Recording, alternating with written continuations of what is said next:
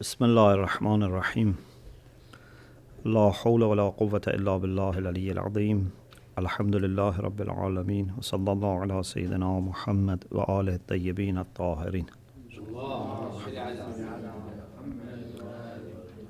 اللهم أخرجني من ظلمات الوهم وأكرمني بنور الفهم اللهم افتح علينا أبواب رحمتك وانشر علينا خزائن علومك برحمتك يا أرحم الراحمين.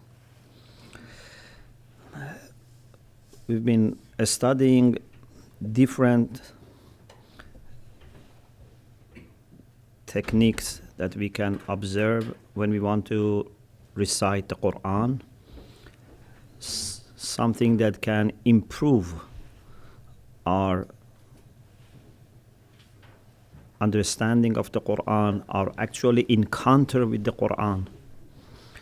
And the last point was, when you read the Quran, you should be able to imagine that Allah subhanahu wa ta'ala is speaking to you. Like we said, if you have a piece of paper on which something is written and you don't know the author, or if you know the author had nothing to do with you. For example, either I don't know the author, or I know, for example, this is a philosopher who didn't know me, who didn't write this for me. He wrote it for general, public. When I read this, it has nothing to do with me personally, yeah? But if there is something written by a person that I have personal relation with that person, it becomes much more meaningful for me. Especially if I know that it was written for me. There are two things, okay? One is that you have a special understanding of that person. You have ma'rifah of that person. Ma'rifah is different from ilm. We have ilm about, for example, Aristotle, yeah? But we don't have ma'rifah because we have not lived with him. We have not been talking to him. We don't know that much about him as a person.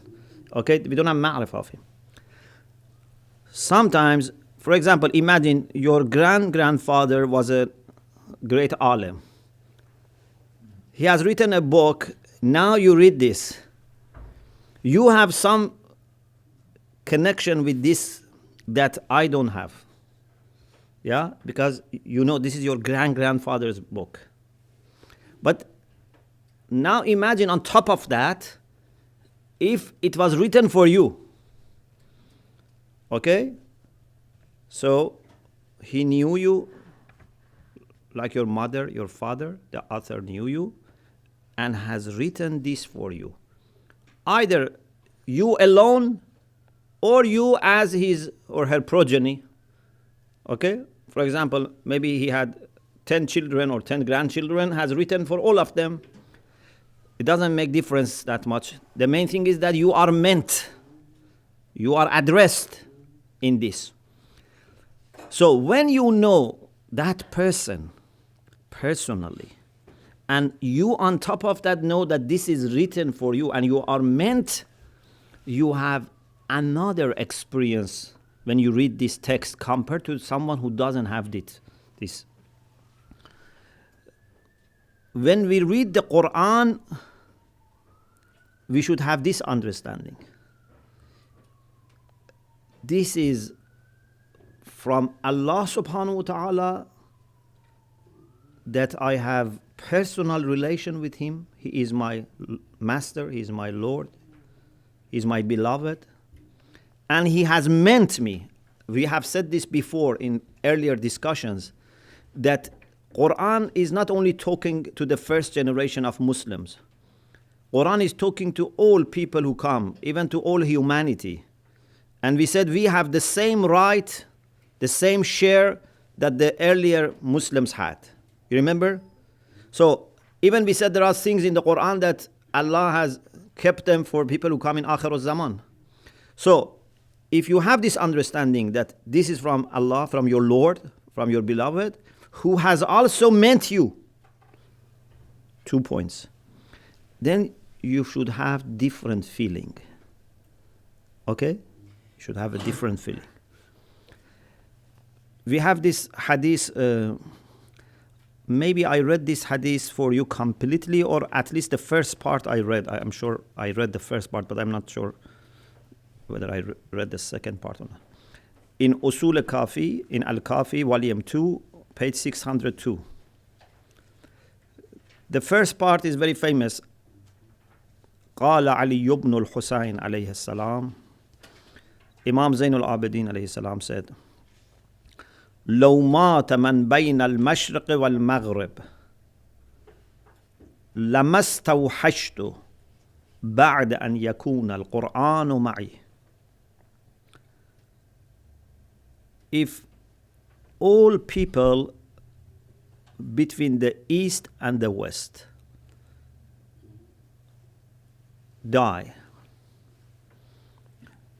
لما استوحشت, I wouldn't feel lonely if the Quran is with me.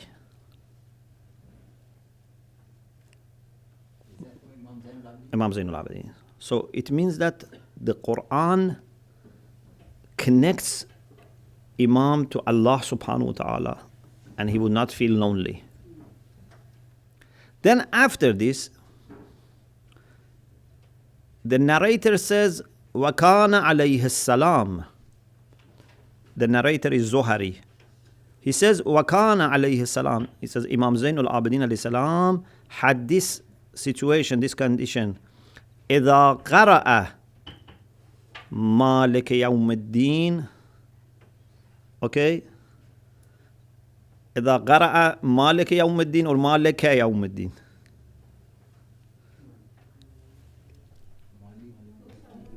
قَرَأَ مَالِكَ or مَالِكَ.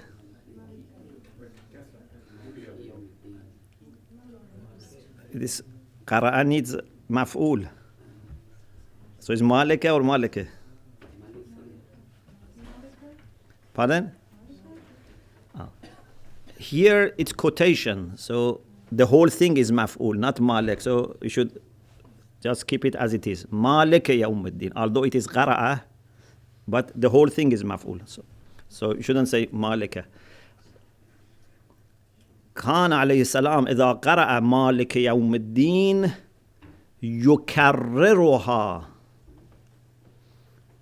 When he was reciting Malik Yawm al-Din, he was repeating that حتى كاد أن يموت. So many times he was repeating that it was as if he's going to die. And we have also in some other hadith about Ahlul Bayt alayhimus salam, that for example when they were reciting إِيَّاكَ نَعْبُدُ وَإِيَّاكَ نَسْتَعِينُ, for example they were repeating, or they were imagining that Allah is there and they're talking to Allah, or Allah is talking to them. So this experience that they had such intimate relation with Allah subhanahu wa ta'ala through the Quran is something that we can also learn. It's not only for them. The reason they were so much impressed by the Quran, so much enjoying the Quran was, in my understanding, was that they were able to go beyond the text and imagine. I say imagine because I don't have better word. It's not imagine in the sense of only mere imagination, because we cannot see God. Otherwise, if you say seeing of the heart, you can say see. So you can imagine or see by your heart that Allah subhanahu wa ta'ala is speaking to you. So somehow then the text disappears. The text connects you, then it disappears. Yeah? For example, when you are speaking over phone with someone, gradually your attention is focused on the other party, on the other person, and you don't bother about the phone and the line. The only time you bother again is when the line is not good.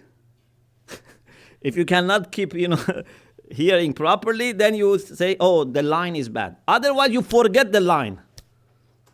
Yeah? When you are speaking to someone that is very important for you, someone that, for example, you have been missing and now you manage to speak over phone and line and, anything in between becomes insignificant. Although they are all involved. They are all involved.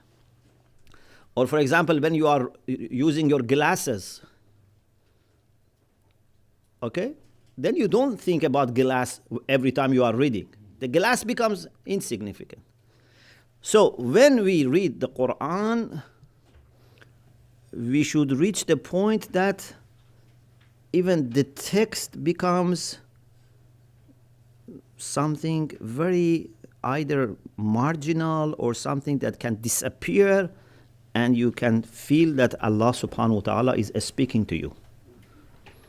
And the same is when we pray. When we pray, we say our prayer, again we should be able to go beyond what we say and think about Allah Himself.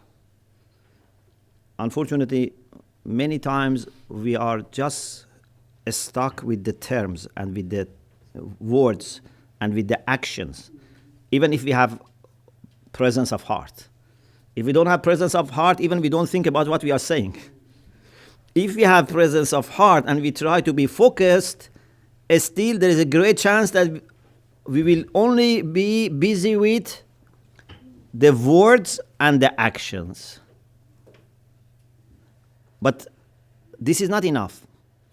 In our personal relations with people, we are not like this. When I am speaking to you, I am not thinking about what I am saying to you as words. But sometimes, in Salat, especially if you are, a person who doubts a lot about, pronunciation or, these type of things. So the attention goes away from Allah subhanahu wa ta'ala. Anyway, this is a point that we discussed last week and I wanted to continue. And I hope, inshallah, Allah gives us this blessing that we would be able to read the Quran in this way. Something also I found relevant and I want to share with you. Inshallah, Allah helps me to clarify it. It's a bit difficult to explain. When we read a text like the Quran,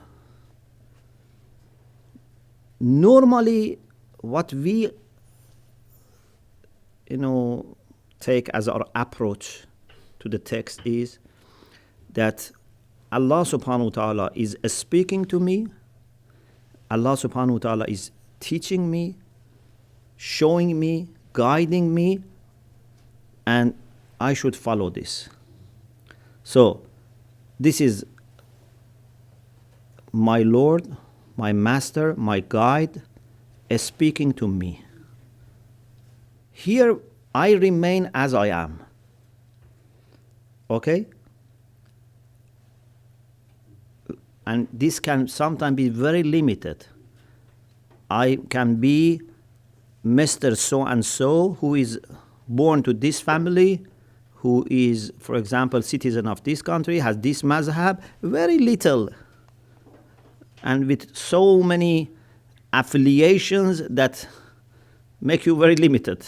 So many, types of relations that confine you.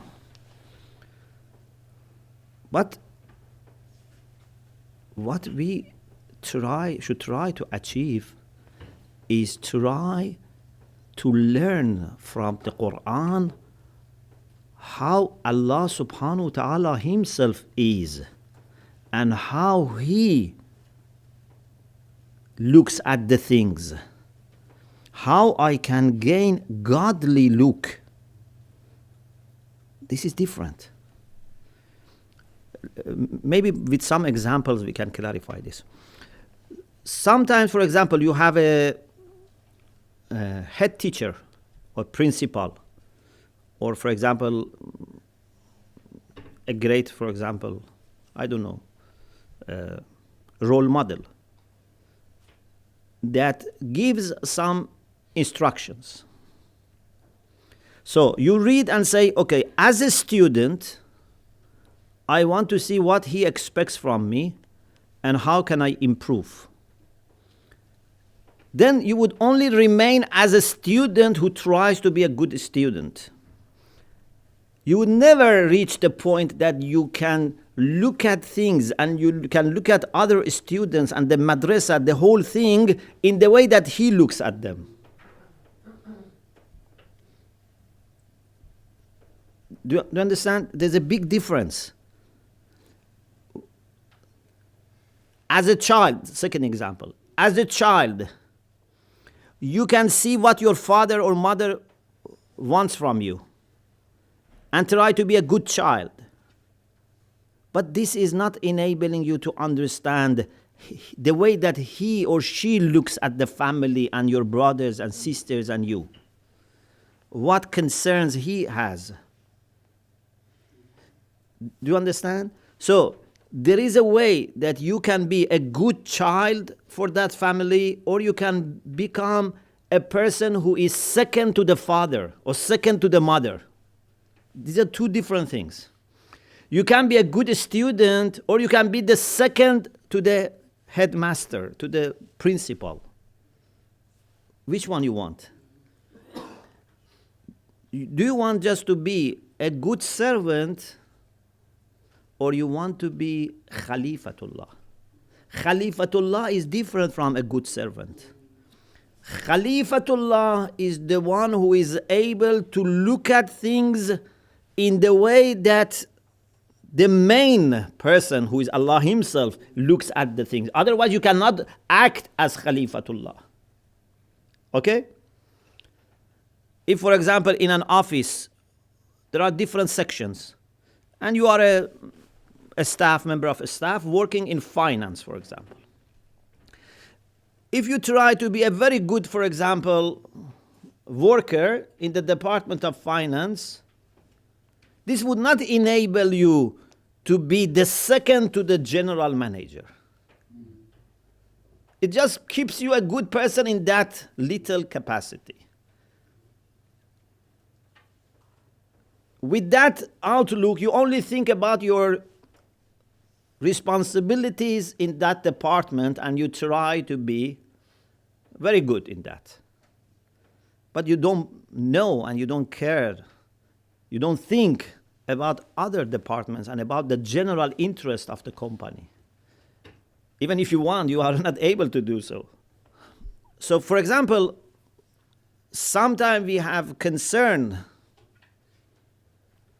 for Islam and Muslims, but sometimes when you look at the things from the way that Allah subhanahu wa ta'ala looks at the things, then you would say, I have also other people who believe in me and are worshipping me. Maybe I prefer some of them to the other, but I have love and concern for all of them. Yeah? Or I have even love for animals. I have love even for plants. I have, for all my creation. If you can look at the things in the way that Allah looks at the things, you would be very different. So, if we want to understand Allah subhanahu wa ta'ala, we have to refer to the Quran. You remember we had this hadith that Allah subhanahu wa ta'ala has manifested Himself in His book. I gave you maybe in the one of the early sessions this لَقَدْ تَجَلَّى سُبْحَانَهُ فِي كَلَامِهِ. Allah subhanahu wa ta'ala has manifested in His book. For example, He has shown people the way He knows, the way He forgives, His power. So, you can understand through the Quran Allah subhanahu wa ta'ala, and then after that, if you really understand Allah subhanahu wa ta'ala, you would be able to look at the things in the way that Allah looks at the things. You know, we have this famous saying, تَخَلَّقُوا بِأَخْلَاقِ اللَّهِ. Try to acquire the traits of character that resemble Allah subhanahu wa ta'ala. تَخَلَّقُوا بِأَخْلَاقِ اللَّهِ. How do you want to do that? The best way is Quran. Because nothing like Quran can describe Allah's akhlaq. Okay? How Allah looks at the things, how Allah judges, how Allah subhanahu wa ta'ala loves or dislikes. So, this is something that I wanted to share. You can, think about it, study, and if you like, we can discuss it maybe another session. Just for the time being, maybe this much is enough. But it's great spiritual exercise. If you can manage to rise to that level that you look at things in the way that Allah subhanahu wa ta'ala looks at the things. Okay, now we want to talk about what steps are there when we want to reflect on the Quran and understand. Maybe we can summarize these steps in this way. The first thing is we should be familiar with the language of the Quran. So the first thing that we need is good knowledge of Arabic. If someone doesn't know Arabic, of course, they can use translations. They can use actually different translations so that it gives them better understanding. But there is nothing like knowing Arabic and knowing the same language that Allah has used. It's not the same thing. So, if you can learn Arabic, and this is something that even Arabic speaking people may need to learn. You shouldn't think that because you speak Arabic, then you understand Arabic. Especially Quranic Arabic is different from today's, spoken Arabic. So if you can spend time on familiarizing yourself with the Quranic Arabic, this is very important. Because then you would be able to directly listen to Allah subhanahu wa ta'ala. Many things, unfortunately, are missed in translation. Translation is not maybe even able to give you 20-30%. If you want to go to deeper layers of the meaning, translation is not, yes, for surface, superficial understanding, maybe translation is 70%, 80%. But when you want to go deeper, translation doesn't let you to go deeper. There are so many subtle points in the Quran. Even, for example, the words that we think they are synonyms. Yeah, they are not, in many cases, most of the cases actually, they are not 100% synonyms. There are so much differences there. But in translation, you have to just depend on the choice of people. I have seen sometimes the same translator uses one equivalent for one term and in another place another equivalent. Yes, if you write yourself in English, you can always do that. You say these are synonyms. Sometimes I use this synonym or the other one. But when you are dealing with a text like the Quran, You cannot just use any synonym and then have the liberty of another time using another synonym. You have to find out which of those synonyms match the best and keep only using that. So you have to be able to understand Arabic so well that you can analyze sentences, find what is the structure, what are the words which are used, and what is the role of each word in that sentence. Okay? For example, is this جملة اسمية or فعلية? What is فعل? What is فاعل? What is مفعول? What is مفعول مطلق? So on and so forth. Around 100 different roles are there for each word in the sentence. In Arabic, there are about 100 choices that you have when you want to form a sentence. In Nahv, you understand these 100. We call them awamil, different roles that are there in Nahv. And then when it comes to morphology, so either it is jamid or mushtaq. If it is derivative, then there are hundreds of different possibilities of deriving a word from a root. And if it is jamid, then it's not derived from any other thing, so it's easier. So we have to be well acquainted with sarf and nahv. It's very important. Now that you are learning sarf and nahv, please learn it properly, because otherwise you cannot benefit from them. You know, I remember when I was in my maybe first few days after going to Qom, our teacher said, learning these rules is like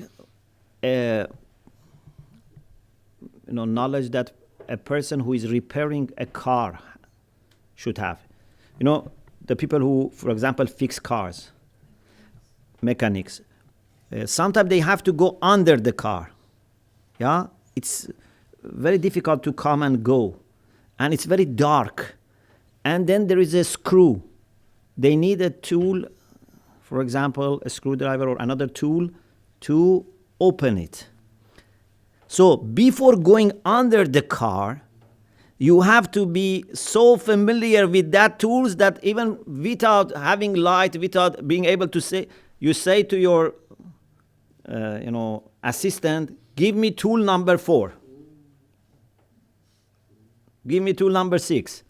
Or give me that tool, There is no time to come and go or try all of them,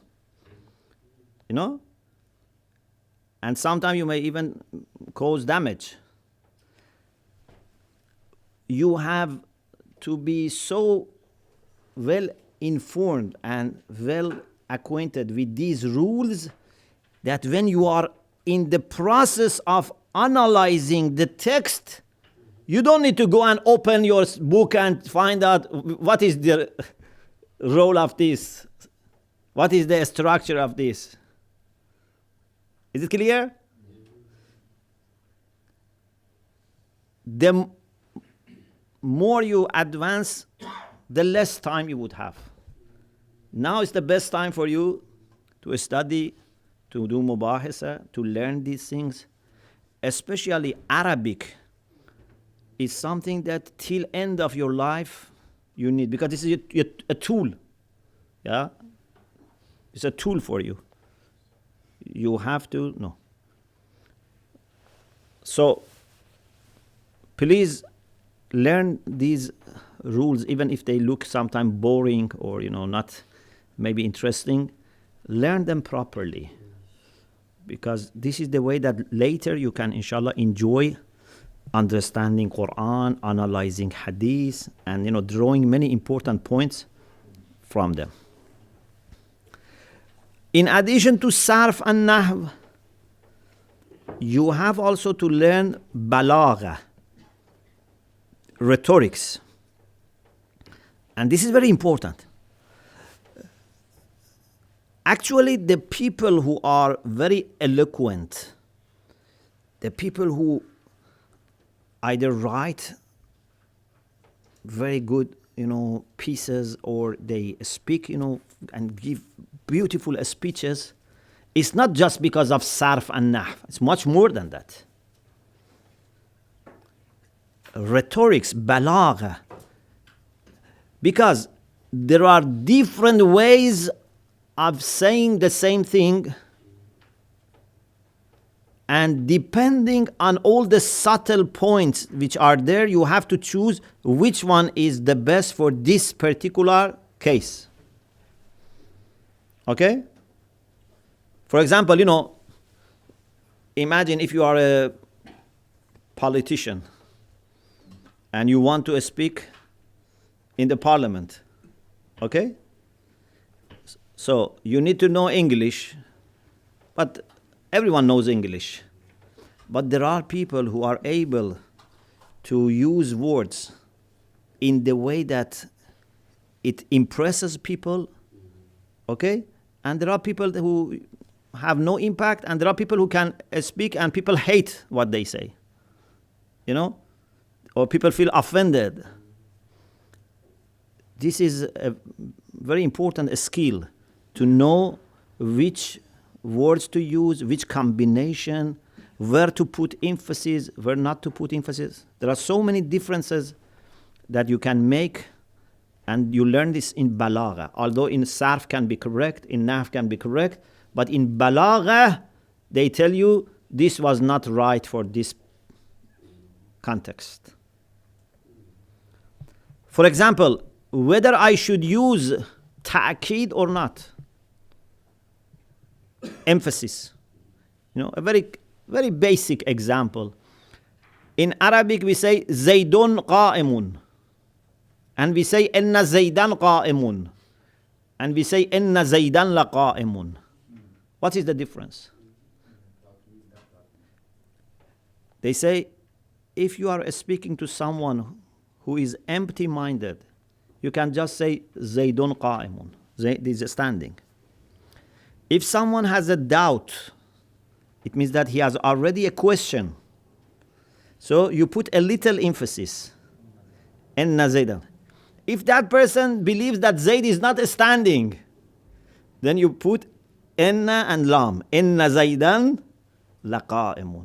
So depending on that person's doubt or mistaken idea, you add ta'keed. Okay? So there are so many different things that we have to learn in Ilmul Balagh. Of course, I don't want to say that if you don't know these things, you cannot understand the Quran, so don't, reflect on the Quran. But I'm saying that you can improve your understanding of the Quran by learning sarf and nahv. Now, especially that you are studying in the Hawza, so you should know how important is this study for you and how much you can benefit. Because inshallah, you want to delve into the deeper layers of the meaning of the Quran. After that, you have to understand something beyond sarf and nahv and balagha. And that is what is actually meant by Allah subhanahu wa ta'ala. This is different. For example, maybe there is a verse which has been abrogated. So from sarf and nahv and balagha point of view, the meaning is established. Okay, you establish the meaning, everything is clear.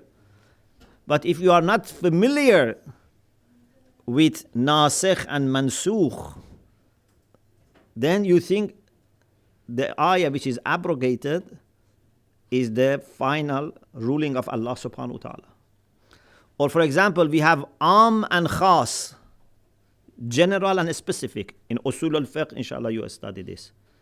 Sometimes there is a general rule, but then there are also exceptions. Sometimes there is mutlaq and muqayyad. There is something which is absolute or something which is confined. If you don't know these things, you cannot understand what is actually meant. Or we have muhkam and mutashabih. What is mutashabih? Mutashabih is a text which can be interpreted in different ways, and all of them from sarf and nahv and balagha point of view are acceptable. It's not that one of them is mistaken. The text accepts different interpretations, and none of them is that strong that would put other interpretations aside. Okay, it's not zahir. Because in zahir, there is another interpretation which is possible, but people don't pay attention to it. Inshallah, again, you learn this in usul. We have nas, we have zahir. Both of them are not difficult to deal with. Nas is 100% clear. Zahir, there is a possibility of another interpretation, but the other interpretation is disregarded by common sense. It's very low percentage. So, muhkam and mutashabih. Allah subhanahu wa ta'ala himself says that some of the verses of the Quran are muhkam, minhu ayatun muhkamat wa ukharu mutashabihat. Okay? So, you need to know and be aware that some verses of the Quran are mutashabih. They can be interpreted in different ways. The only people who know how to understand and how to interpret mutashabihat properly are those who know muhkamat. And then they try to project the light of muhkamat on mutashabihat, step by step. So gradually for you mutashabihat become less, muhkamat become more. It's a relative issue. For some people maybe 50-60% of Quran mutashabih. For some people maybe 10%. For some people maybe 1%. It's nisbi, it's relative. Okay? So it's very important for you to understand these linguistic rules in usul al-fiqh, which tells you how to establish what is actually meant by the speaker or the writer. And when it comes to mutashabihat, in addition to knowing those linguistic rules, you have to be familiar with Quran and the one who has spoken. Because depending on who he has written this, you can understand. You know? If you are familiar with the speaker, you know what he means in such cases. Yeah? You know, those who are commentators, because they know the personality of the speaker. They know his background, his history, the way he speaks. Okay? So they are able to say, when he said this, it means this. Okay? It's clear? Then the third stage. Of course, these are the stages that I have put them together to make it easy for you. So maybe some people can have different classification, but I think this is a good framework. The third stage is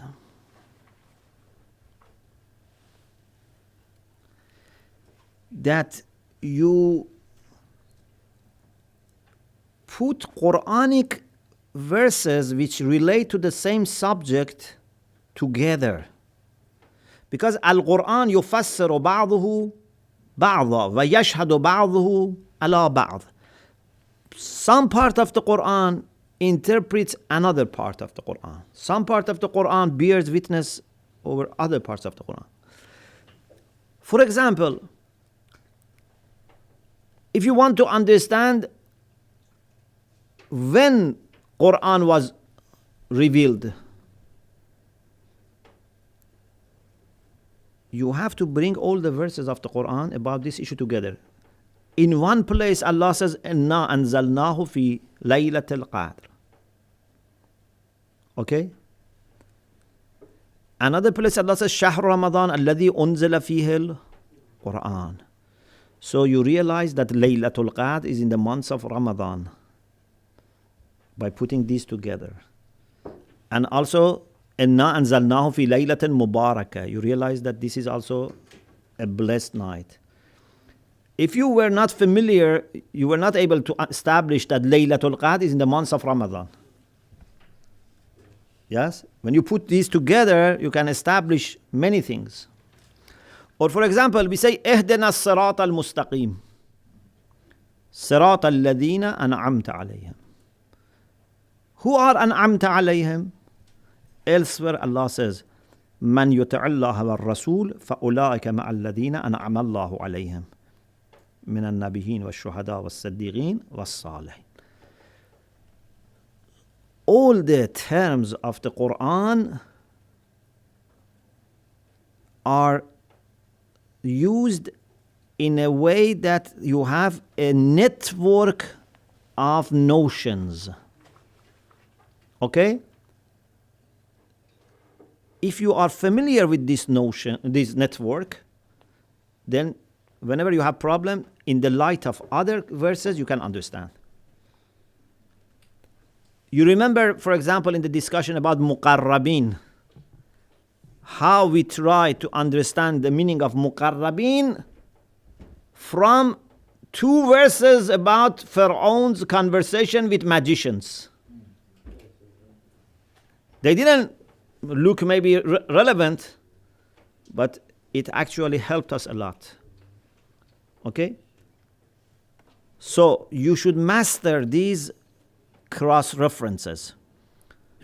One of the reasons for Allama Tabataba'i's success in Al-Mizan was his familiarity with the Quran. He applied tafsir al-Quran bil-Quran, okay, the method of interpreting the Quran by the Quran. But had he not have great familiarity with the Quran, he was not able to do this.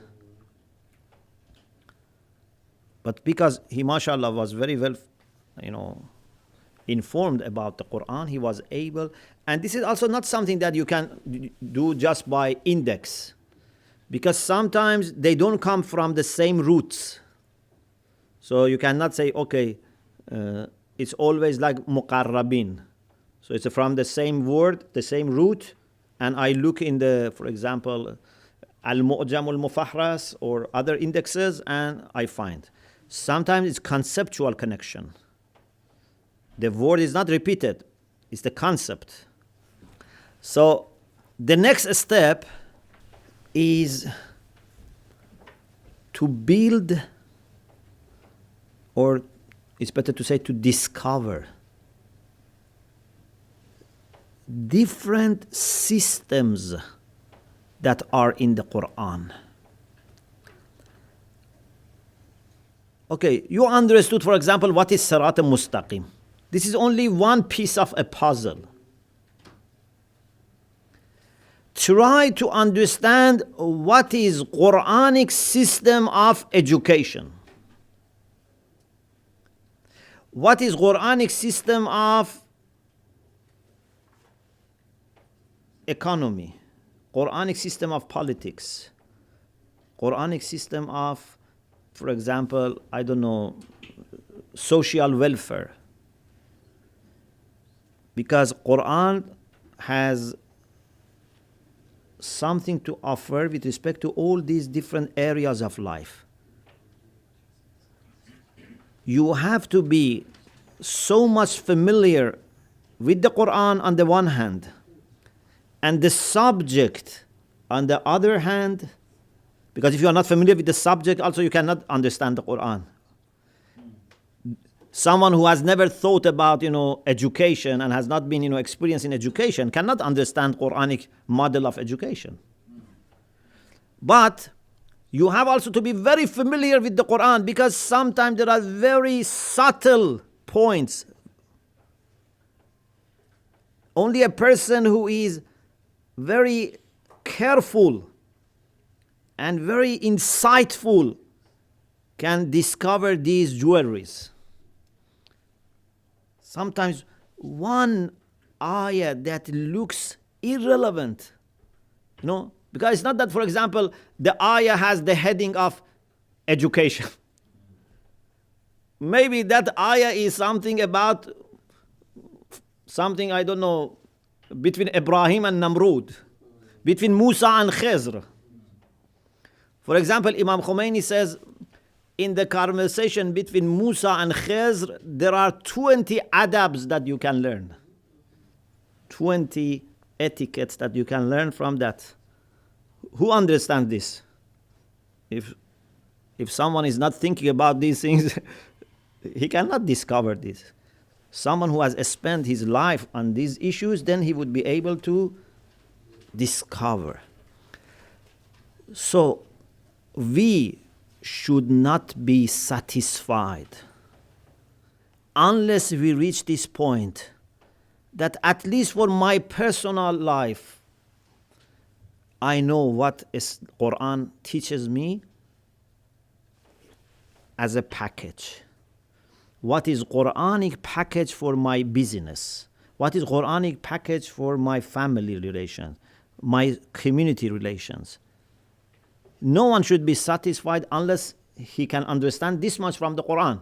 But if you are alim, then you have to go even further. You have to be able to find answers from the Quran for humanity. Yeah? With all the new issues which come up, we have to always go back to the Quran and find the solution. Allah is not going to send any new revelation. Whatever we need for our guidance is in the Quran. Who is going to discover? Someone from Mars is coming? No. Me and you have to do this. Okay? So we have to qualify ourselves. We have to work hard. We shouldn't be satisfied with little understanding, with little knowledge. Okay, I stop here. Inshallah, we continue discussion, inshallah, next session. وآخر دعوانا أن الحمد لله رب العالمين.